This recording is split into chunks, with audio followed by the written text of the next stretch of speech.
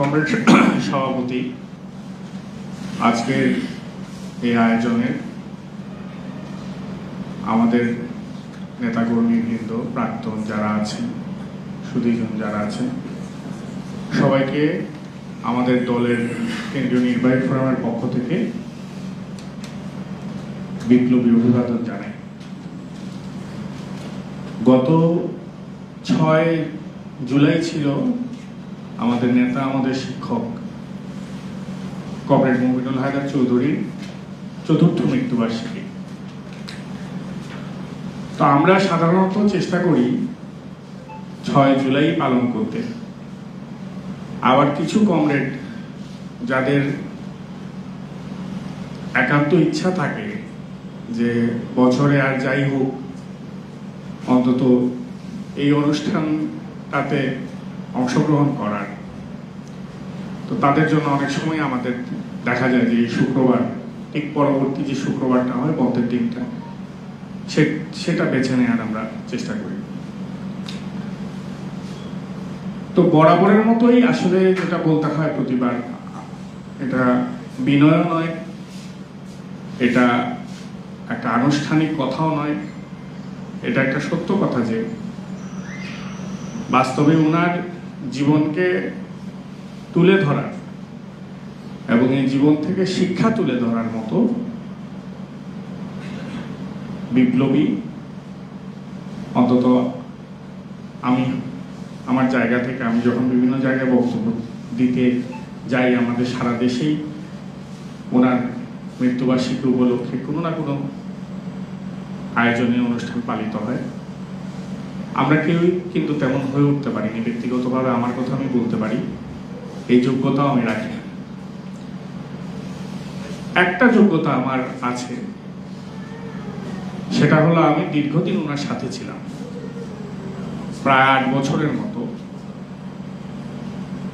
যখন উনি একটা 80 বছরের উপরে তার বয়স, উনি একটা নতুন দল গঠনের দায়িত্ব নিয়েছেন, তখন আমি চিকিৎসক হিসেবে এবং উনার লেখালেখির বিভিন্ন কাজ, উনি যে বলতেন, যেহেতু ওই বয়সে হাত কাঁপতো, লিখতে পারতেন না, ফলে ওনার যাতে বক্তব্যগুলো, ওনার চিন্তাগুলো যাতে আমি গ্রন্থিত করতে পারি, সেই সহযোগীর কাজটা আমি করতাম। ফলে ওনাকে আমার কাছে থেকে দেখার একটা সুযোগ হয়েছিল এবং সেই প্রেক্ষিতে কিছু স্মৃতি, কিছু আলোচনা আমি করতে পারি। এছাড়া কমরেড মুমিনুল হায়দার চৌধুরীকে যারা দেখেছেন, এখানে পুরনো যারা আছেন তারা অবশ্যই জানেন যে উনি ব্যক্তিতে কত বড় ছিলেন, একজন বিপ্লবী চরিত্র হিসেবে আমাদের মনে কত গভীর দাগ কাটতে পারতেন। ফলে সেই হিসাবে ওনার জীবন থেকে কিছু একটা তুলে ধরা আমাদের জন্য খুবই কষ্টকর। প্রথমত এই বিষয়টা আমি বলে শুরু করতে চাই। এখানে আরেকটা বিষয় কমরেডদের বলা দরকার যে আমরা যারা এখন ধরুন এই ডায়াসে বসে কমরেড মুমিনুল হায়দার চৌধুরীর কথা বলছি, অর্থাৎ ওনার প্রতিষ্ঠিত দল বাসদ মার্ক্সবাদী, সেই দলটা কে নেতৃত্ব দেওয়ার জন্য আমরা চেষ্টা করছি এবং ওনার যে অপরিত যে কাজ, সেই কাজগুলো সম্পূর্ণ করার যে লড়াইটা আমরা করছি। আমরা কিন্তু এখানে বয়সে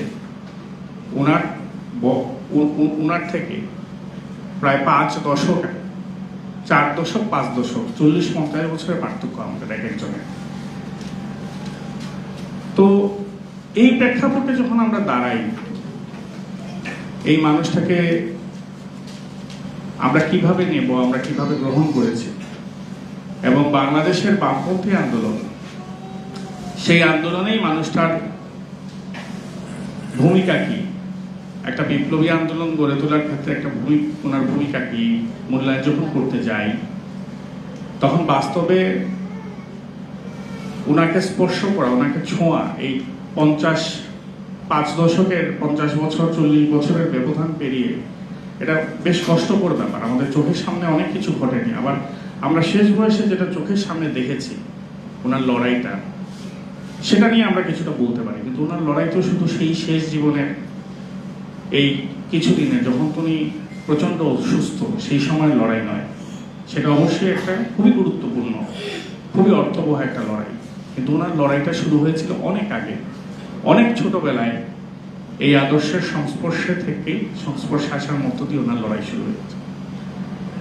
এখন এই হাউসের মধ্যেও যারা অনেকেই আছেন, আমাদের দলটা শুরু হয়েছে, অনেকেই আছেন যারা নতুন, যারা কমরেড মুবিনুল হায়দার চৌধুরীকে চোখেই দেখেননি। তাদের কাছে কমরেড মুবিনুল হায়দার চৌধুরীকে মুক্ত করাটাও একটা কঠিন কাজ। তো যাই হোক, এটা খুবই গুরুত্বপূর্ণ যে আমাদের দল যদি এগোতে চায়, বাংলাদেশের বামপন্থী আন্দোলনে এই দল যদি একটা ছাপ রাখতে চায়, ভূমিকা রাখতে চায়, বাংলাদেশের অগণিত মানুষ, শ্রমিক, কৃষক, মেহনতি মানুষ, খেটে খাওয়া মানুষ, তাদের মুক্তির লড়াই আমরা যদি মনে করি যে একটা বিপ্লবী দলের নেতৃত্বে হবে এবং সমাজতান্ত্রিক বিপ্লবের মধ্য দিয়ে এই শ্রেণী বৈষম্যের অবসান ঘটানোর মধ্য দিয়ে এই গরিব, কৃষক, মেহনতি মানুষের মুক্তি ঘটবে, তাহলে আমাদের বলতে হবে আমরা এই লড়াইটা কমরেড মুবিনুল হায়দার চৌধুরীকে না বুঝে, তার প্রতি সম্মান না জানিয়ে, তার চরিত্রকে বুঝে, সেই চরিত্রকে ধারণ করে আরো উন্নত চরিত্র সৃষ্টির সংগ্রাম বেঁধে রেখে আমরা এই লড়াই গড়ে তুলতে পারবো না। লড়াই আমরা আগেও অনেক করেছি, এটা আমার নতুন কথা নয়। এটা হায়দার ভাই বলতে গেলে আমাদের বাস্তব অভিজ্ঞতার মধ্য দিয়ে স্পষ্ট। বামপন্থীরা এদেশে কি পরিমাণ শক্তিশালী ছিল, কি তাদের আয়োজন ছিল, কি তাদের সাংগঠনিক শক্তি ছিল, সেই সাংগঠনিক শক্তি কিভাবে ক্ষয় হয়েছে, দল কিভাবে ছোট হয়েছে। এবং বিশ্ব সাম্যবাদী আন্দোলনের দিকে যদি তাকাই, আমাদের দেশে বামপন্থীরা বিপ্লব করেন, কিন্তু যেসব দেশে বিপ্লব সংগঠিত করেছে, আমরা যদি সোভিয়েত ইউনিয়নের দিকে তাকাই, আমরা যদি চীনের দিকে তাকাই, তাহলে দেখবো যে একটা বিরাট লড়াই সংগঠিত করার পর, বিপ্লব সংগঠিত করার পর, সমাজকে আমূল পাল্টে দেওয়ার পর, অর্থাৎ সমাজে এমন কিছু বিষয় সৃষ্টি করেছিল তারা, দুনিয়ার বিভিন্ন দেশ থেকে মানুষ এসে বলেছিল যে এটা যা দেখছি এটা নতুন, অন্য কোথাও এই জিনিস দেখি নাই। এটা চীনে ঘটেছিল, এটা রাশিয়ায় ঘটেছিল। সেই সব দেশেও কমিউনিস্ট পার্টিগুলো কিভাবে ধ্বংস হয়ে গেল, কিভাবে সমাজতন্ত্র নাই হয়ে গেল, এই জিনিসগুলো আমরা দেখেছি। ফলে কমরেড মুবিনুল হায়দার চৌধুরীকে বোঝার চেষ্টা করা এই জায়গা থেকে খুবই গুরুত্বপূর্ণ। এবং সামনের থেকে বিপ্লবী আন্দোলনে আমাদের দল এই বিপ্লবী আন্দোলন ওনাকে সামনে রেখেই, যেহেতু উনি মার্ক্সবাদ লেনিনবাদকে এই দেশের মাটিতে, আমাদের সিদ্ধার্থের চিন্তাধারাকে এদেশের মাটিতে রোপণ করেছেন, প্রথিত করেছেন, এবং সেটাকে গড়ে তোলার চেষ্টা সংগ্রামের মধ্য দিয়ে একটা চরিত্র হিসাবে আবির্ভূত হয়েছে। ফলে তাকে সামনে রেখে আমাদের একটা ভবিষ্যৎ লড়াই দিকে আমরা যাব। এ কারণে আমাদের দল এটা খুবই গুরুত্বের সাথে নেয়। আপনারা জানেন যে বিভিন্ন রকম সংকটের মধ্যে আমরা আছি। এই সময়ে দেশের রাজনৈতিক পরিস্থিতি সবকিছু মিলে একটা টালমাটাল অবস্থা, এবং সেই অবস্থার মধ্যে ব্যস্ততা বলি, সামর্থ্য বলি, সবকিছুর ঘাটতির পর আমরা মনে করি এটা আমাদের জীবনে খুবই গুরুত্বপূর্ণ একটা ব্যাপার। এই বিষয় ধারণ করা ব্যতি রেখে আমরা এগোতে পারবো না, এগোতে কখনো বা এগিয়ে গেলেও সেটা আমরা ধরে রাখতে পারবো না। কমরেড মুবিনুল হায়দার চৌধুরী এবারও যখন 6 জুলাই ওনার মৃত্যুবার্ষিকী, আপনারা দেখবেন যে এই মৃত্যুবার্ষিকীর আগের দিন থেকে ফেসবুকে অনেকেই স্ট্যাটাস দিয়েছেন। আমি অনেক পুরনো মানুষদের দেখেছি যারা হয়তো আমাদের দলকে সমর্থন করেন না, কিন্তু মুবিনুল হায়দার চৌধুরীর সংস্পর্শে এসেছিলেন, সেরকম মানুষেরা আবার স্মরণ করেছেন। প্রতি বছরই তারা কোনো না কোনো ভাবে এই দিনটা যখন আসে তখন সেটা স্মরণ করেন, মানুষটাকে স্মরণ করেন। সবকিছুতে মুবিনুল হায়দার চৌধুরীর সাথে যে ওনারা একমত ছিলেন ব্যাপারটা তা না।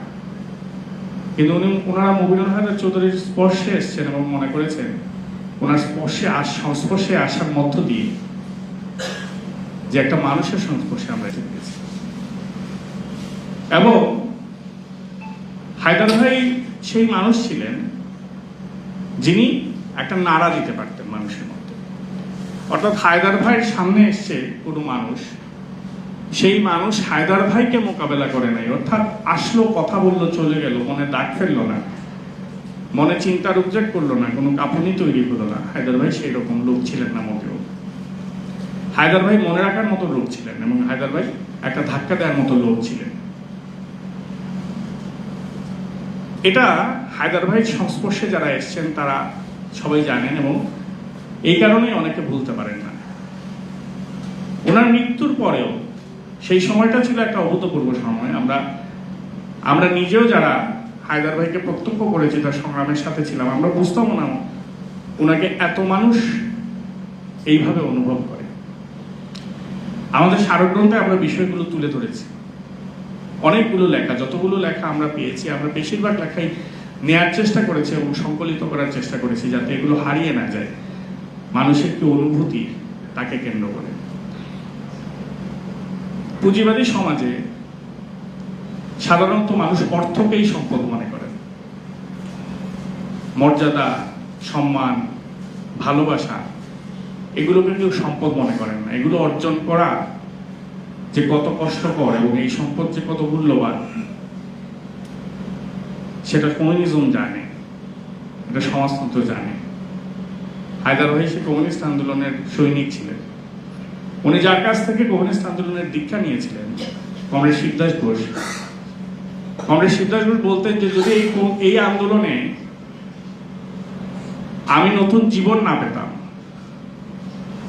এখানে যদি নীতি নৈতিকতার সন্ধান না পেতাম, তাহলে আমি কমিউনিস্টই হতাম না। অর্থাৎ দুনিয়াকে ভাঙবো, পাল্টাবো, তার অর্থনৈতিক রাজনৈতিক যুক্তি বহু থাকতে পারে, সেগুলোতে আমি একমত হতে পারি, কিন্তু এই আদর্শের সংস্পর্শে এসে আমি যদি নিজে অনুপ্রাণিত না হই, অনুরণিত না হই, আমি যদি নিজে বোধ করতে না পারি যে আমি একটা অন্য মানুষে রূপান্তরিত হলাম, তাহলে এই আদর্শের কি মূল্য থাকতে পারে আমার কাছে? এটা হায়দার ভাই বলতেন। আর এই হায়দার ভাইয়ের সাথে চলতে গিয়ে আমরা প্রতি মুহূর্তে মুহূর্তে এই ব্যাপারগুলো অনুভব করতে পারতাম। আমরা হায়দার ভাইয়ের মৃত্যুর 1 বছর পরে, ওনার মৃত্যুকালে আপনারা জানেন বলা হয়েছে যে করোনার সময় ছিল, সারা দেশে লকডাউন ছিল। সেই লকডাউনের মধ্যে আমাদের অনেক কমরেডরা বহু দূরবর্তী জেলা থেকে চলে এসেছিলেন। লকডাউন উঠে যাওয়ার পরে তার প্রথম মৃত্যুবার্ষিকীটাই আমরা বড় করে পালন করতে পারি অন্তত সামনে। ওখানে আমরা অনেককে আমন্ত্রণ জানিয়েছিলাম। তো তার মধ্যে সিরাজুল ইসলাম চৌধুরী, অধ্যাপক সিরাজুল ইসলাম চৌধুরী এসেছিলেন। ওনার বক্তব্যের একটা দিক দিয়ে আমি যদি বলি, যেটা খুব সুন্দরভাবে প্রকাশিত হয়েছে এক জায়গায়, উনি বলছিলেন যে 3টা বিষয়ে কমরেড মুমিনুল হায়দার চৌধুরী এনেছেন বাংলাদেশে, যেটা খুবই গুরুত্বপূর্ণ। একটা বিষয় এদেশে বিপ্লবের স্তর, এটা যে সমাজতান্ত্রিক বিপ্লব, এই দেশটা যে পুঁজিবাদী, এই বিষয়টা স্বাধীনতার পরে এটা নিয়ে যত দুদুল্যমানতা ছিল, সেই দুদুল্যমানতাটা কাটিয়ে উনি এটা প্রতিষ্ঠা করার ক্ষেত্রে উনি ছিলেন খুব অগ্রণী একটা মানুষ এবং ওনার ভূমিকা ছিল গুরুত্বপূর্ণ। দ্বিতীয় যে ব্যাপারটা ওনার চরিত্রে ছিল, যেটা এনেছিলেন উনি চিন্তার ক্ষেত্রে, যে বিপ্লব করতে সার্বক্ষণিক বিপ্লবী লাগে। বিপ্লব অবসরের কাজ না। অর্থাৎ কমরেড শিবদাস ঘোষের কথা হচ্ছে রাজনীতি একটা হৃদয়বৃত্তি, বিপ্লবী রাজনীতি একটা উচ্চ স্তরের হৃদয়বৃত্তি। এটা ব্যবসা করার পাশাপাশি করার কাজ না বিপ্লবী রাজনীতি। হ্যাঁ করবে, অনেকেই তো করবে, চাকরি বাকরি ব্যবসা করে করবে, কিন্তু যে কিনা বিপ্লবী রাজনীতির নেতৃত্ব দেবে, একেবারে সামনের সারির নেতৃত্ব হবে, তার মননে, তার চিন্তায়, তার সংস্কৃতিতে, তার প্রতিদিনের জীবনযাপনে সে বিপ্লবী হওয়ার চেষ্টা করতে থাকবে এবং বিপ্লবী হয়ে ওঠার চেষ্টা করতে থাকবে। এবং তার এক মুহূর্ত সময় সে বিপ্লবকে বাদ দিয়ে থাকে না, এমনই হতে হবে তার জীবন, যেটা কমরেড সিদ্ধার্থ ঘোষ বলতেন যে I exist, I live, I breathe is a revolutionary, অর্থাৎ আমার অস্তিত্ব বিপ্লবী হিসাবে, আমি বেঁচে থাকি বিপ্লবী হিসাবে, আমি নিঃশ্বাস নেই একজন বিপ্লবী হিসাবে। অর্থাৎ আমি বিপ্লবী রাজনীতিতে নাই, অথচ নিঃশ্বাস গ্রহণ করছি, বেঁচে আছি, এটা আমি ভাবতেই পারি না একজন বিপ্লবী এরকম হবে। তৃতীয়ত উনি বলছিলেন যে কমরেড মুবিনুল হায়দার চৌধুরী আরেকটা বিষয় কমরেড সিদ্ধার্থ ঘোষের চিন্তার ভিত্তিতে দেশের মাটিতে প্রথিত করেছিলেন, এনেছিলেন বামপন্থী আন্দোলনে, যা আগে বিপ্লবের আগে, বিপ্লবী রাজনীতি প্রতিষ্ঠার আগে তার সাংস্কৃতিক জমিন তৈরি করতে হবে। অর্থাৎ যে বিপ্লবী চিন্তাটা আসবে এর সাথে সাথে বিপ্লবী সংস্কৃতিটা গড়ে তোলা খুবই দরকার।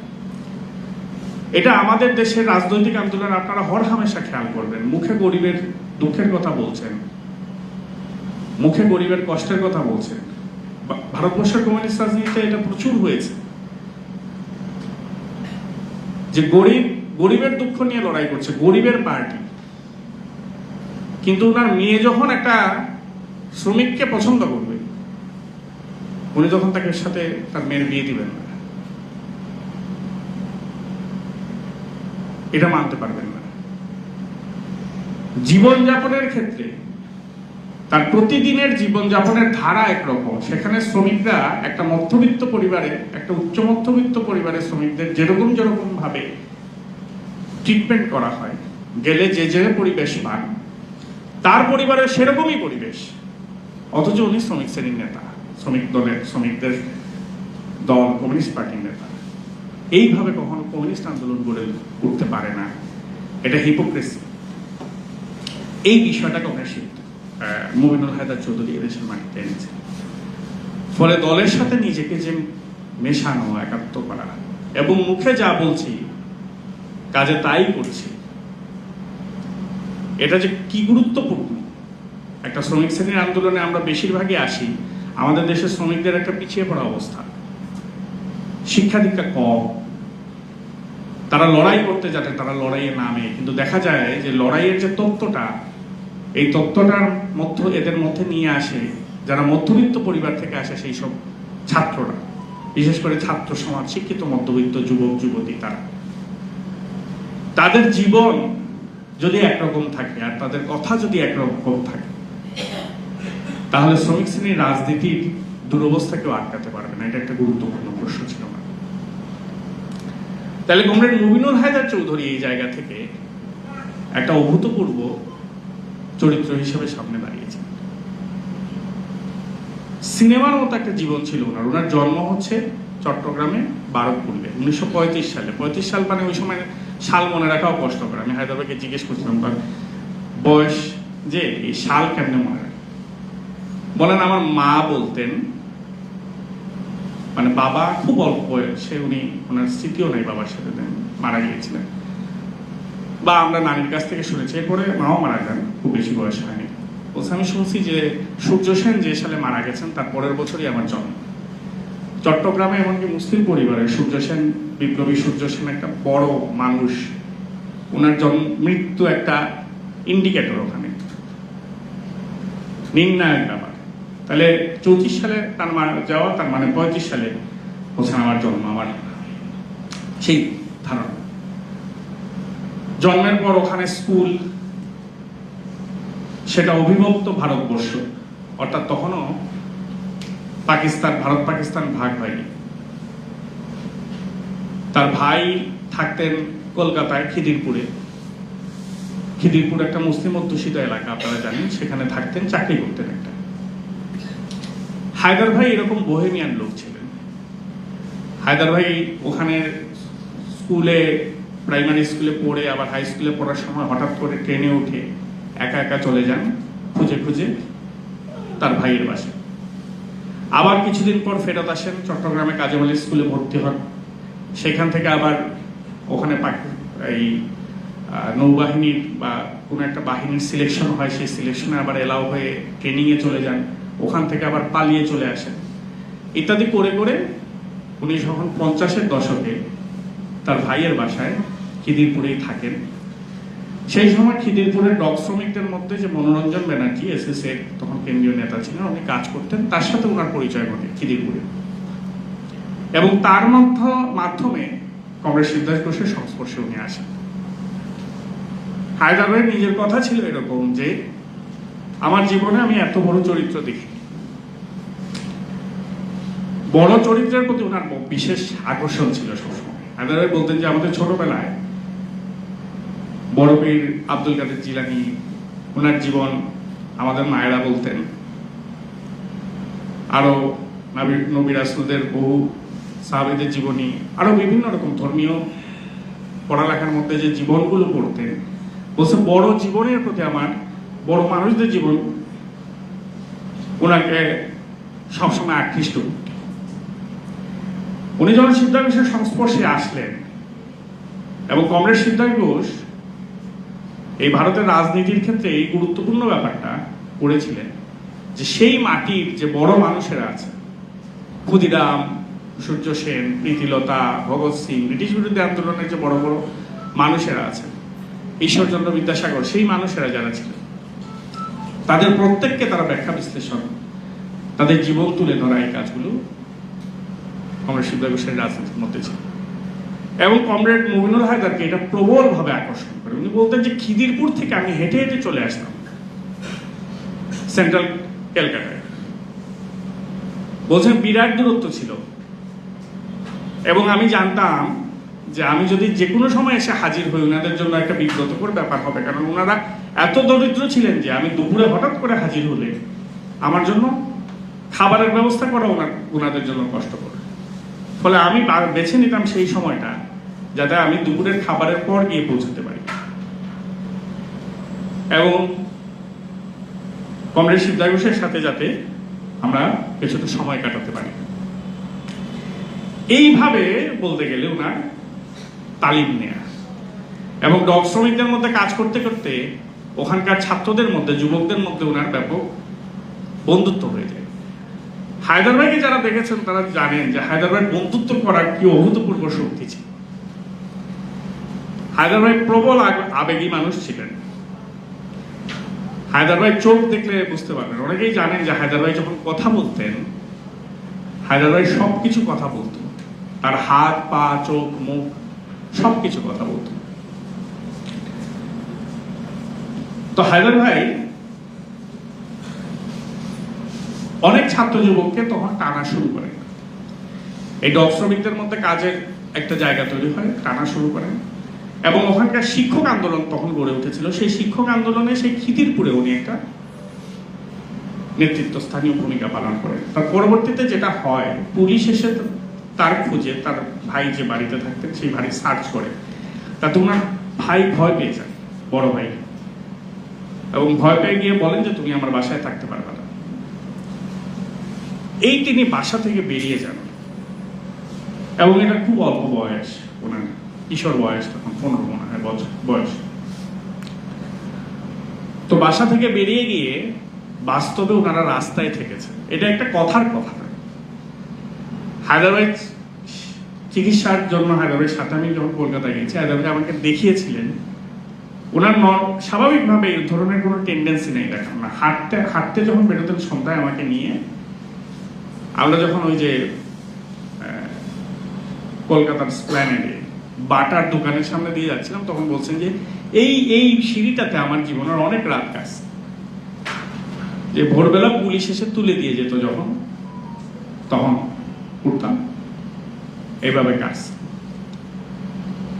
ওখানের পার্কে থেকেছেন, ইয়েতে থেকেছেন, দোকানের সামনে থেকেছেন, কিন্তু এটা নিয়ে কিন্তু কোনো আলাদা গৌরবও তার ছিল না, সংকোচও তার ছিল না। হায়দার বলতেন যে দেখো, আমরা যে থাকতাম, এই থাকার মধ্যে কিন্তু দারিদ্র ছিল না, মানে অভাব ছিল, কিন্তু মানসিক দারিদ্র্যের ছাপ, কষ্ট, ব্যথা এগুলো আমাদের কোনোদিনই ছিল না। একটা ঘটনা হায়দার ভাই বলছিলেন, বলেন আমার যে গেঞ্জিটা ছিল ভেতরের গেঞ্জিটা, সেটা শতছিন্ন আর কি, মানে অনেক ছেঁড়া, বেশ কয়েকটা ছেঁড়া ফোঁটা ছিল, কিন্তু এটা প্রতিদিন ধুইতাম আমরা। মানে প্রতিদিন এই পার্কে থাকা অবস্থায় সাবান জোগাড় করে কোনো রকমের কাপড় ধুতাম রাতে, ধুয়ে শুকায় টুকে আবার পরিষ্কার কাপড়। বলছে এক বাড়িতে আমি একদিন গেছি দুপুরবেলা, খুবই গরমের দিন, ঘেমে টেমে নিয়ে গেছি। তো যাওয়ার পরে যে বাড়িতে ওখানকার মহিলা যিনি খাওয়াচ্ছেন, তার বন্ধুর মাসি ডাকতেন। তো উনি বললেন যে বাবা তুমি ঘেমে গেছো তো পুরো, তুমি শার্ট খোলো। আমি তো তোমার মায়ের মতো, আমার সামনে তোমার লজ্জা গেছে, তুমি শার্ট খোলো, তাতে তোমার এই ঘামটা ইয়ে হবে। এই সময়ে শার্ট খোলার পর উনি দেখলেন যে ভেতরের গেঞ্জিটা ছেঁড়া কিন্তু ধবধবে পরিষ্কার। তখন বলছিলেন যে বাবা দেখো, তোমাদের লড়াইয়ের একটা বাধাই আছে, একটা রুচি আছে। মানে আমি কাউকে এরকম দেখিনি যার থাকার জোগাড় নাই, যার কাপড় এরকম ছিন্ন কাপড়, ছিন্ন বস্ত্র কিন্তু ধবধবে পরিষ্কার। এই যে ব্যাপারটা, এটাও কিন্তু কংগ্রেস সিদ্ধার্থ ঘোষের কাছ থেকে শেখা। কংগ্রেস সিদ্ধার্থ ঘোষ নিজেও থেকেছেন এইরকম দারিদ্রের মতো। ওই সময় তো তারাও একইভাবে দরিদ্র অবস্থায় বলছেন আমাদের খাওয়ার অনেক সময় জোটেনি, আমাদের খারাপ লেগেছে, আমরা বলতে পারি নাই, আমাদের খারাপ লেগেছে, আমাদের মনে হয়েছে এটা কেমনে বলবো, জোগাড় যে করতে পারিনি এটা তো আমাদেরই ব্যর্থ, এটা নিয়ে দুঃখ পাবো, কষ্ট কেন। এবং এই মানুষটা ঘুরতে ঘুরতে, যেহেতু একটা মুসলিম ছেলে ছিলেন এবং এই হিন্দু অধ্যুষিত এলাকা, ওখানে যখন কাজ করতেন বহু রকম ঘটনার মুখোমুখি হয়েছে। কারণ কংগ্রেস সিদ্ধার্থ ঘোষ শুধু কলকাতায় খিদিরপুরের কাজে মুবিনুল হায়দার চৌধুরীকে রাখেননি, যুক্ত হওয়ার পর হায়দার ভাইকে বিভিন্ন জায়গায় কাজে পাঠিয়েছে। এবং হায়দার ভাই বসে থাকার লোক ছিলেন না। দ্বিতীয় কথা হচ্ছে, হায়দার ভাইয়ের একটা অভূতপূর্ব বোধ ছিল, যেটা পার্টির যে কোনো সার্বক্ষণিক কর্মীদের অবশ্যম্ভাবী থাকা উচিত, যেটা অনেক লড়াইয়ের ব্যাপার, সেটা হচ্ছে কোনো বিষয় নিয়ে না বলতেন, এটা পারবো না, এই কথাটা উনি ওনার মুখ দিয়ে বের হতো না। ফলে সিদ্ধার্থ ঘোষ তাকে স্বর্ণকারদের আন্দোলন তখন শুরু হয়েছে, সেখানে পাঠিয়েছেন, সেখানে সংগঠন করেছে। বীরভূমে পাঠিয়েছেন, বীরভূমে একটা তখন নির্বাচন, এবং সবচেয়ে বড় কথা হচ্ছে বীরভূমে সাঁওতাল, তারপর নিম্ন শ্রেণীর বর্ণের মানুষদের একটা তীব্র লড়াই চলছে যোদ্ধারদের সাথে, সেই লড়াইয়ে উনি গেছেন। এবং সেই হিসাবে অনেক ঘটনা উনি ফেস করেছেন। এবং আমাদের সাথে উনি গল্প করতেন, বলতেন দেখো লড়াই মানুষকে অনেক পাল্টে দেয়, এবং করতে করতে যখন মানুষের দ্বারে দ্বারে তুমি যাবা, তখন তুমি বুঝতে পারবা যে মানুষ কেমন, দূর থেকে মানুষ তুমি চিনতে পারবা না।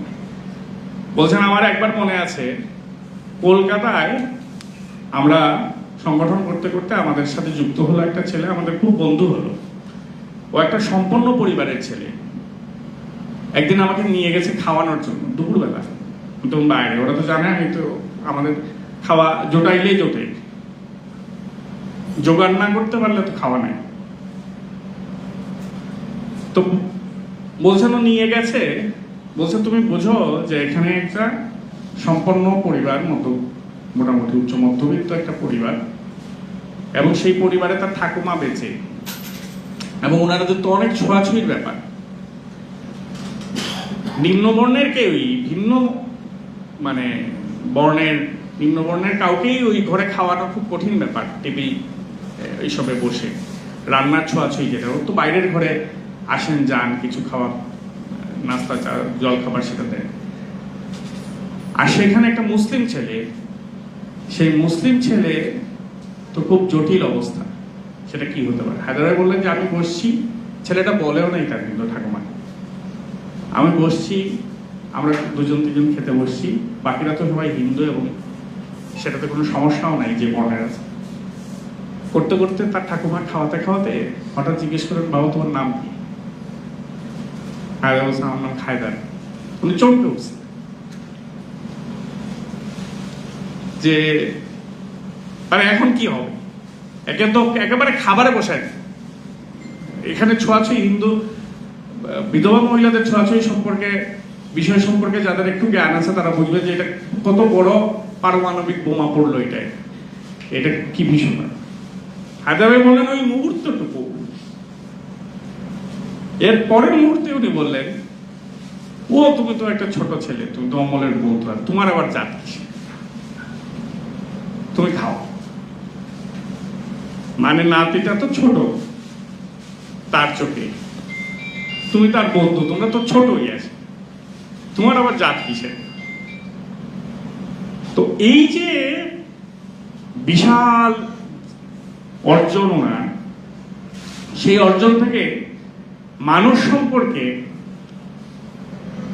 দৃষ্টিভঙ্গি যে একপাক্ষিক না হওয়া, একচোখা না হওয়া, একে এই এটা একে সেই বলে একেবারে নির্ধারণ করে দেওয়া যায় না। এই জায়গা ওনার গড়ে উঠেছিল, ফলে ওনার সাংগঠনিক ক্ষমতা, ওনার মিশে যাওয়ার যে ক্ষমতা, আপন করে নেওয়ার যে ক্ষমতা, সেই ক্ষমতা ব্যাপক ছিল। এবং এটা হায়দার ভাইকে দেখে আমরা বুঝতাম যে উদার এমনি এমনি হওয়া যায় না, মানুষকে এমনি এমনি টানা যায় না, যদি না মানুষ সে সহযোগিতায় সে নিজে বড় হয়ে ওঠে, মানুষ তাকে টেনে নেয়। অর্থাৎ কেউ হঠাৎ করেই একটা অপরিচিত মানুষকে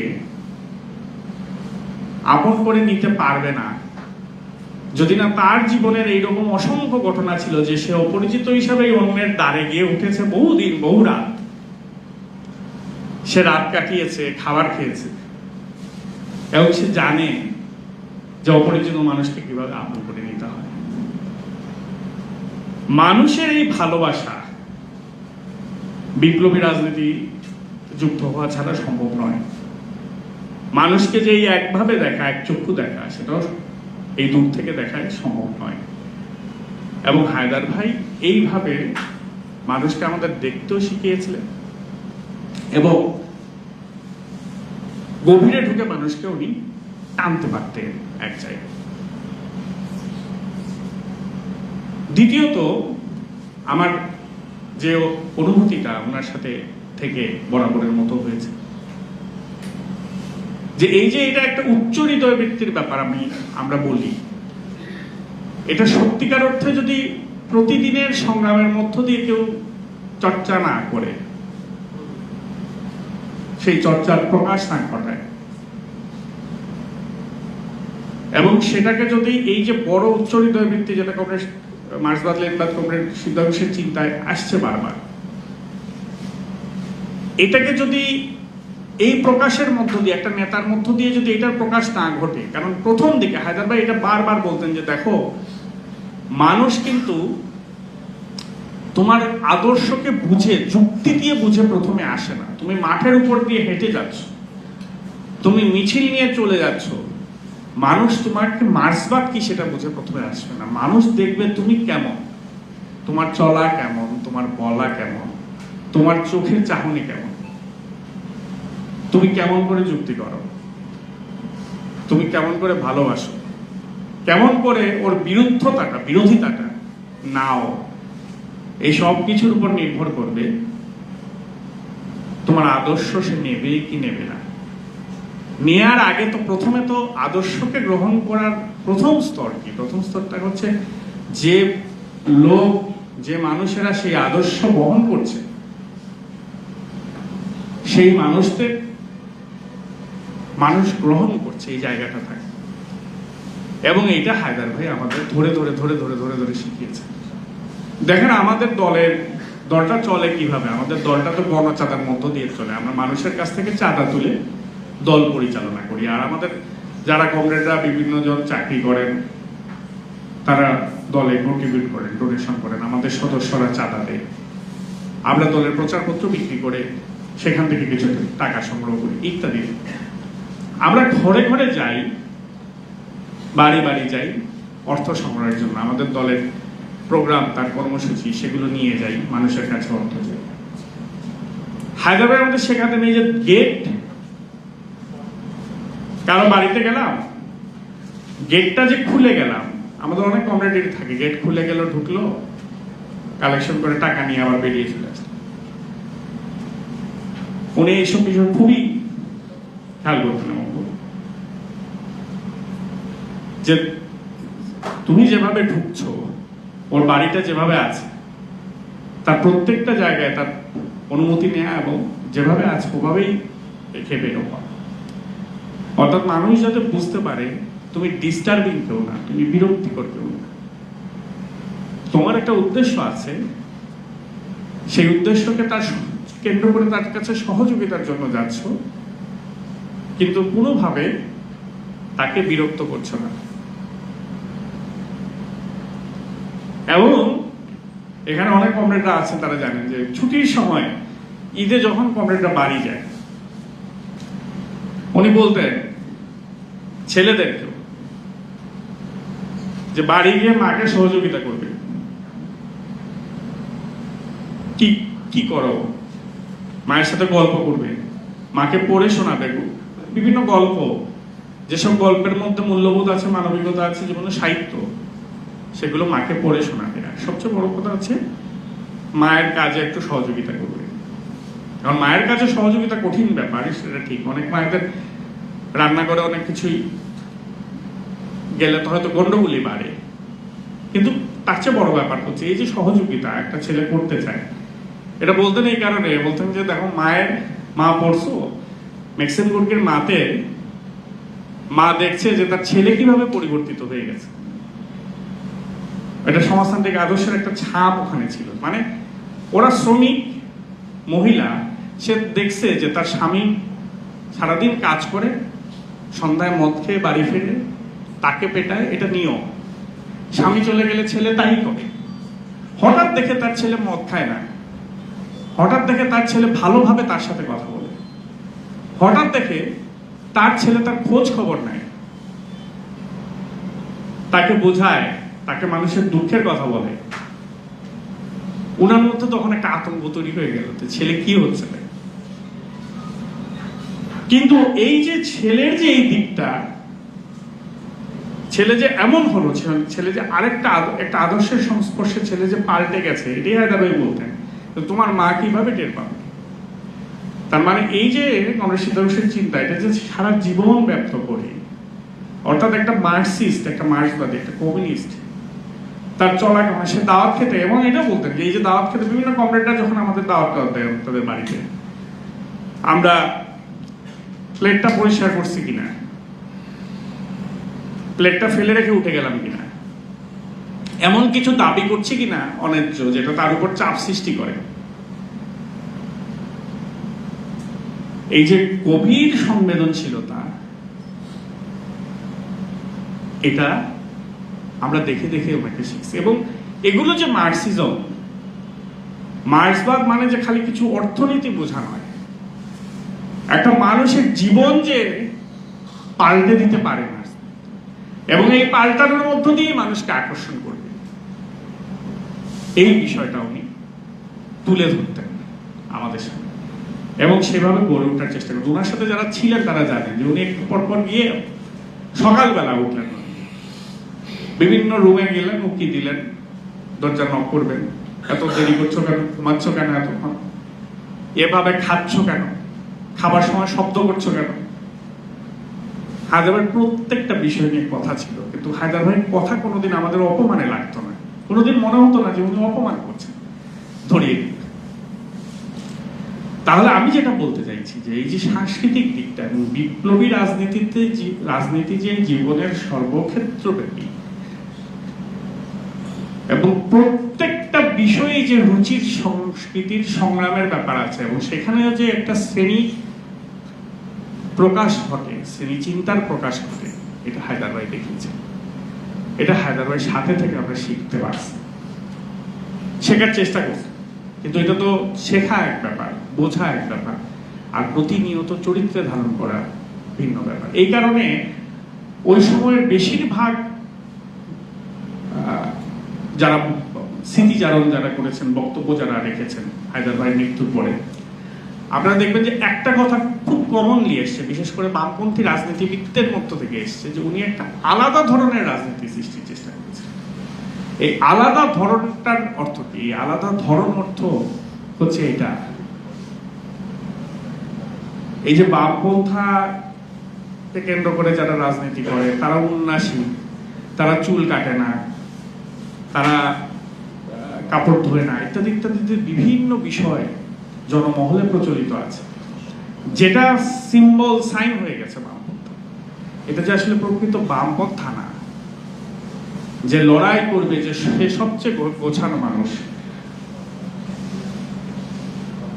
এই যে চিন্তাটা, এই যে লড়াইটা, এই যে ধারণা, এই ধারণার মধ্য দিয়ে যে উনি ধারণাটা দলের কর্মীদের মধ্যে আনার চেষ্টা করছেন, এইটা হচ্ছে সবচেয়ে গুরুত্বপূর্ণ। এবং সেটা একটা ভিন্ন ধরনের, দলের কর্মী যদি 50 জন হয়, এটা একটা, এই 50 জন যখন একটা জায়গায় গিয়ে দাঁড়ায়, এটা একটা ভিন্ন ধরনের বাহিনী, এটা একটা ভিন্ন ধরনের লোক গুচ্ছ, এটা মানুষের মধ্যে প্রতীয়মান হয়। এটা একটা গুরুত্বপূর্ণ ব্যাপার। এবং এই জায়গায় কমরেড মোমিনুল হায়দার চৌধুরী আরেকটা জিনিস শিখিয়েছিলেন, সবচেয়ে বিপ্লবের জন্য একটা বিপ্লবী পার্টি দরকার। এই পার্টি জানছি, এটা খুব গুরুত্বপূর্ণ। পার্টিতে দয়া করে পার্টিতে কারো থাকার দরকার নেই। মানে আমি এত বড়, আমার এত ক্ষমতা ছিল, পার্টিতে এসে আমার জীবন নষ্ট হয়ে গেল, পার্টি না করলে বহু কিছু করতে পারতাম, তার মানে কোন রকমের পার্টি আমাকে বুঝতেছে না, এটা সেটা, এগুলোর জিনিস নিয়ে ব্যাপক লড়াই ছিল। এই বিষয়গুলো খুবই গভীরভাবে উনি আলোচনা করছেন। এবং দল, এটা তো জীবনের শেষ পর্যন্ত, শেষ বিন্দু পর্যন্ত দিয়ে উনি দল গড়ে তোলার চেষ্টা করছেন। যে কারণে আজকেও আমাদের যে কোনো আমরা সবাই যখন আসি, আমরা যখন দাঁড়াই, এটা আমাদের কাছে খুবই গুরুত্বপূর্ণ যে এই দলটা আমাদের গড়ে তুলতে হবে। উনি বলতেন যে আর কিচ্ছু হবে না দুনিয়াতে, এটা হচ্ছে সর্বহারা শ্রেণীর একটা হাতিয়ার, তুমি হাতিয়ার করে না তুলতে পারলে আর যাই করো, এটা তো আর একটা আশ্রম নয় আমরা বলে কিছু ভালো মানুষের গুচ্ছ করে তুলবো, দলটা তো গড়ে তুলতে হবে, সংগঠনটা গড়ে তুলতে হবে। এবং কোনোভাবেই নিজের ব্যক্তিগত কারণে মাথা খারাপ করে, সংঘাত করে, দ্বন্দ্ব করে দলের ক্ষতি করা যাবে না। এই যে পার্টিজান বোধ, এই অপূর্ব বোধটা উনি সৃষ্টি করতে পেরেছেন। এবং আমরা এটা দিয়ে ব্যাপক মাত্রায় অনুপ্রাণিত হয়েছি, তাড়িত হয়েছে। এবং এটা আমাদের সাথে থাকা সবাই স্বীকার করবেন। যেমন আমি হায়দার ভাইয়ের সাথে যখন যুক্ত হয়েছি, হায়দার ভাইয়ের বয়স 80 বছরের উপরে, আমি হায়দার ভাইয়ের সাথে যখন থাকতাম, আমাদের এক মুহূর্তের জন্য মনে হতো না যে এই 80 বছরের ঊর্ধ্বের বয়সের যে মানুষ, সেই মানুষটা সাথে থাকা বিরক্তিকর। আমাদের সাথে ওই যে বললাম 4 থেকে 5 দশকের বয়সের ব্যবধান, কিন্তু সবসময় উনি আমাদেরকে নাড়াতে থাকতেন। আমরা কি নাড়াবো, আমরা কি নতুন বিষয় দেবো। এখানে হায়দার ভাইয়ের সাথে ছিলেন অনেকেরই ধারণা আছে হায়দার ভাই কোত্থেকে যেতে পারতেন। মানে হায়দার ভাই ব্যাপারটা এইরকম না, যেমন যেটা আমার খুব মনে পড়ে যে কোনোদিন তিনি কাউকে এনে বসিয়েছে, এটা একটা স্কুলের ছেলে হোক, আমার বন্ধু হোক, একেবারে অবলীলায় বসাতে পারতাম এবং আমরা জানতাম যে কিভাবে কথা বলবেন, এটা হায়দার ভাই জানেন। আমাদের ধাঁচা হলো আমরা বিপ্লবী রাজনীতির শেকড় থেকে শুরু করি, অর্থাৎ মার্ক্সবাদ বুঝাই। বিপ্লবী রাজনীতির যে একটা ফুল ফল লতা পাতা, তার যে সৌরভ আছে, সেইটা আমরা মানুষের কাছে দিতে পারি। কিন্তু আমরা একেবারে কাট কাট কাট কাট কিছু কথা বলতে পারি। হায়দার ভাই এই জিনিসটা খুব চমৎকার দিতে পারে, তার সৌরভ দিতে পারে। হায়দার ভাই সময় গুগল ইউজ করার উপায় ছিল, তো হায়দার ভাই তথ্য দেখে আমরা অবাক হতাম। একেবারে হাল ফ্যাশনের যে ব্যাপারগুলো আছে, সেগুলো সম্পর্কে উনি জ্ঞান রাখতেন। যে ছেলের গাড়ি পছন্দ তার সাথে গাড়ির মডেল টডেল নিয়ে গিয়ে উনি ক্যাপিটালিজমে যেতে পারতেন। যে ছেলের ভিডিও গেমস পছন্দ তার সাথে ওই লাইনে কথা বলেই উনি ক্যাপিটালিজমে যেতে পারতেন। হায়দ্রাবাদ খেলা পছন্দ ছিল, হায়দ্রাবাদ গান পছন্দ ছিল, এবং এগুলোর খেলা গভীরভাবে তথ্যগুলো একেবারে গভীরভাবে মানে যথেষ্ট ভালো ওয়াকিবহাল মানুষ ছিলেন। উনি গানের ক্ষেত্রে একটা উচ্চ স্তরের শ্রোতা ছিলেন। আমাদের অনেকের এই যে ক্লাসিক্যাল গান শোনার, তারপরে শুধু ক্লাসিক্যাল গান নয়, বাংলা গানের যে আদ্যপান্ত, আধুনিক বাংলা গানের যে শুরু শেষ, বিভিন্ন রাগ, এই বিষয়গুলো হায়দারের কাছ থেকে আমাদের জানা, শোনা, আকর্ষণ তৈরি করতে পারে, আবেগ তৈরি করতে পারে। হায়দার ভাইয়ের মুখে দিলীপ রায়ের কথা শুনে, আজকে সেই সময় ইউটিউবের যুগ ছিল না, আমরা ওই শাহবাগে আমার মনে আছে বাবুল ইলেকট্রনিক্স ছিল, বাবুল ইলেকট্রনিক্সের এবং ঘোরতর দুর্দশা, ভাঙা দোকান নিয়ে বসে আছে তারা, তাও কিছু কিছু পুরোনো জিনিস, ওদের কাছে বিরাট বিরাট দারুণ দারুণ পুরোনো কালেকশন ছিল, আমরা ঘুরে ঘুরে ওইগুলো কালেকশন করছি।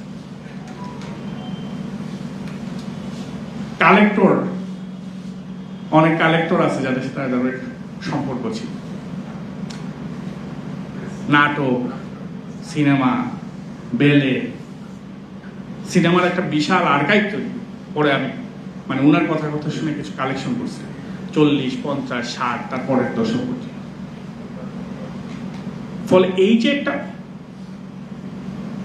পুরো একটা মানুষ, সেই মানুষের কাছে থাকা এত আনন্দপূর্ণ, এত সৃষ্টিশীল, এত সৃজনশীল, এত মানবিকতাপূর্ণ, এত সেন্সিটিভ,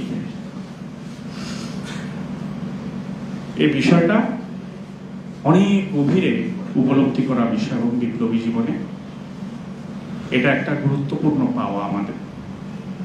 তাহলে আমি যেটা বললাম, যেটা আমার শুরু থেকে মনে দাগ কাটছিল সেদিন, ওই কথাগুলো যে এখানে সার্বক্ষণিক বিপ্লবী, এখানকার একটা দল লাগবে, এই দল গড়ে তুলতে হবে, তার পার্টিজান ছিল, এখানকার সাংস্কৃতিক প্রস্তুতি একটা বিপ্লবী লড়াই গড়ে তুলতে, এই সব কিছু লড়াইয়ের ক্ষেত্রে খুব কমরেড মুমিনুল হায়দার একটা অগ্রণী চরিত্র ছিল। এখানে মানুষরা আমাদের 6 তারিখ যখন আমরা ফুল দেই পার্টি অফিসে, তখন বলছিলেন যে আমরা তো হায়দার ভাই যে মাপের শিক্ষক ছিলেন, আমরা তো আসলে সেই মাপের ছাত্র নই।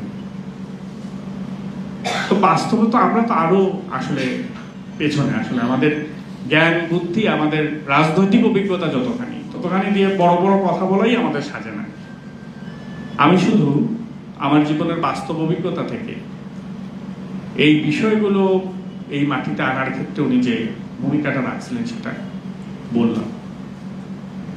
সর্বশেষ যে কথাগুলো, ছোট্ট একটা করে কথা আমি যেটা বলে যেতে চাই, যে এই যে বিষয়গুলো উনি আনছেন কমরেড শিবদাস ঘোষ, মাসবাদ জয়িংলার কমরেড শিবদাস ঘোষের শিক্ষা থেকে আমরা যে জানি, আমরা এখানে অন্যান্য অনেক বামপন্থী দলের সাথে মিলে এখানকার একটা আন্দোলন সংগ্রাম করছি, ফলে স্বাভাবিকভাবে আমাদের অন্য দলগুলোর সাথে মিলে বামপন্থার একটা লড়াই সংগ্রাম এখানে চলছে।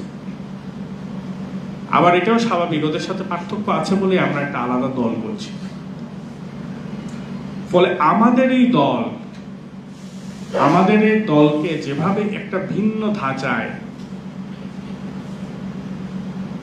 ভিন্ন ধরনের লড়াইয়ে মধ্য দিয়ে যে গড়ে তোলার যে চেষ্টা করেন মুমিনুল হায়দার চৌধুরী শুরু করেছিলেন, আমরা সেটা জারি রাখার চেষ্টা করছি, লড়াইটা করার চেষ্টা করছি। এটা আমাদের জন্য গুরুত্বপূর্ণ। এর প্রেক্ষিতেই এই মার্ক্সবাদ লেনিনবাদ সিদ্ধান্ত চিন্তার ভিত্তিতে আমরা বাংলাদেশের মাটিটাকে বিশ্লেষণ করে, যেটা ভারতের মাটিতে দাঁড়িয়ে শিবদাস ঘোষকে করতে হয়েছে, আমরা সেই মাটিটাকে বিশ্লেষণ করেই এদেশের বুকে এই রাজনীতিটা কেমন হবে সেটা তুলে ধরার চেষ্টা করছি, লড়াই করার চেষ্টা করছি, তার তত্ত্ব গড়ে তোলার লড়াই করছি, সংগ্রাম করছি। আমাদের দায়িত্ব অনেক, আমাদের কর্তব্য অনেক। আমরা আসলে কত দূর যেতে পারবো সময় সেটা বলে দেবে, কিন্তু আমরা মনে করি যে যেতে আমাদের হবেই, লড়াই আমরা ছাড়তে পারি না, এবং সফলও আমাদের হতে হবে। এই মাটিতে এই মুক্তি সংগ্রামে এই বামপন্থী আন্দোলন অনেক ঘাটতি দুর্বলতার মধ্য দিয়ে অনেক কিছু খুইয়েছে, অনেক হতাশা, কষ্ট, ব্যথা, বেদনা জমিয়েছে। কিন্তু বুঝতে হবে এই ব্যথা, বেদনা, কষ্ট সেই সবকিছুরও কিন্তু একটা ফল আছে। জোয়ার যখন আসে, আবার ভাটার সময় যখন হয়, তো পলি রেখে যায়। আমরা যদি এই ব্যথা বেদনাটাকে পলি মাটি হিসেবে ধরি, আমরা যদি এটাকে ধারণ করতে পারি, মানুষের এই বুকের ব্যথাটাকে, তার আকুতিটাকে ধরতে পারি, তাহলে আমরা ফুল ফোটাতে পারবো। এবং এটা আমাদের জন্য একটা বড় দায়িত্ব। আমরা বকাবাদ্য করতে পারি, অতীতের লড়াই সংগ্রামে হলো না বলে বহু কিছু আবার কি হবে করে, সেজন্য আমাদের নিজের জীবন, ব্যক্তিগত জীবনের শত প্রয়োজনের মধ্য দিয়ে ওই জীবনটাকে গ্রহণ করে নিয়ে চলতে পারি। সেটা করব না বলেই, এই লড়াইটা সঠিকভাবে পরিচালনা করব বলেই তো আমরা বাস্তবে এই সংগ্রামের মধ্যে উপনীত হয়েছি।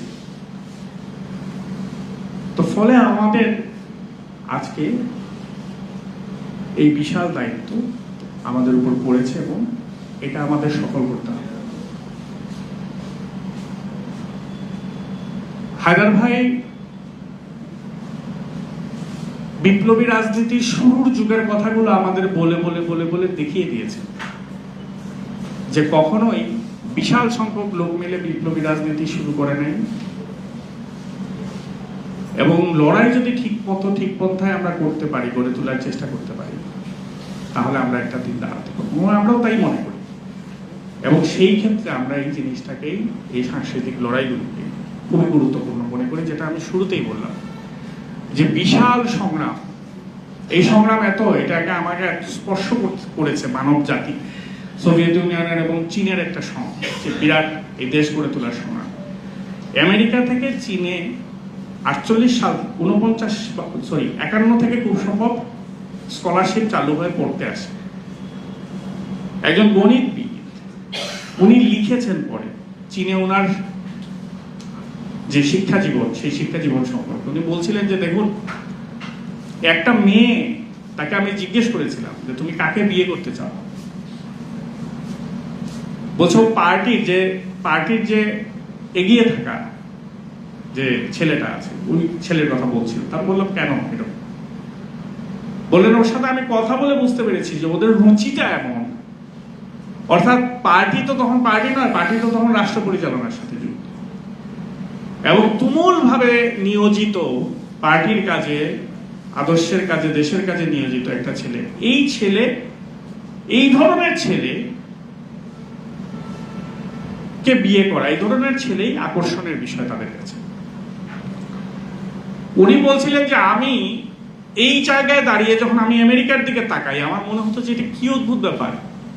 আমি যদি আজকে একটা আমেরিকান মেয়েকে জিজ্ঞেস করি, যে কোনো বড় বাস্কেটবল প্লেয়ারের নাম বলবে কিংবা সিনেমার হিরোর নাম বলবে, বলছে এই দুইটা দেশের যে চিন্তার বিশাল পার্থক্য ঘটে গেছে, আমি তো সেটা স্বীকৃতি না দিয়ে পারি না। তো অথচ এই চীন আজ কি অবস্থায় গেছে। চীনের ছেলে মেয়েদের মধ্যে জরিপ হয়েছে, এখনো নামে একটা কমিউনিস্ট পার্টি ক্ষমতায়, ওটা তার কমিউনিজম নাই, জরিপ হয়েছে। সেইখানে তারা হাই স্কুল লেভেলে যারা বিলিয়নিয়ার আছে, সেই বিলিয়নিয়ারদের সামনে প্রজেক্ট করছে এবং ওদের মতো হওয়ার জন্য চেষ্টা করছে। সেখানে জ্যাক মা ওখানকার একটা উদাহরণ, একটা ফিগার। তো ওই মাও সেতুং থেকে জ্যাক মাতে চলে আসলো চীন, এত লড়াই সত্যি। তার মানে আমরা মনে করি যে কমিউনিস্ট আন্দোলনও বাংলাদেশের বামপন্থী আন্দোলনটা অনেক কিছু খুইয়েছে, এটা ঠিক, অনেক লড়াইও তাদের ছিল। কিন্তু আমরা যদি চীন এবং সোভিয়েত ইউনিয়নের কমিউনিস্ট পার্টির দিকে তাকাই, তাহলে সেই তুলনায় তো বিশাল ক্ষতি আমাদের হয়।